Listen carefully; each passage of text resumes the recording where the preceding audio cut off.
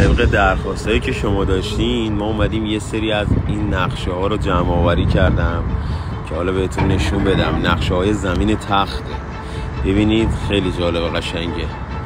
اینجا رشته کوه ها رو داره نشون میده. این از نقشه اول، این نقشه زمین تخت.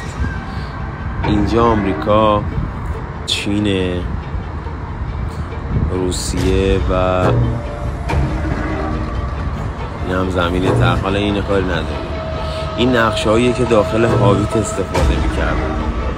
این همون کویه که هابیت ازش رفت. حالا این هم یه نقشه دیگه از دزدان دریایی کارائیب. این نقشه هاشون خیلی جالبه، دقیقا شکل نقشه های زمین تخته. مثل این که بخوام به ما بفهمونن این هم یه نقشه دیگه از دزدان دریایی کارائیب.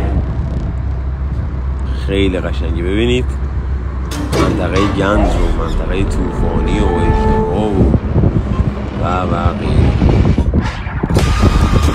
یه نقشه دیگه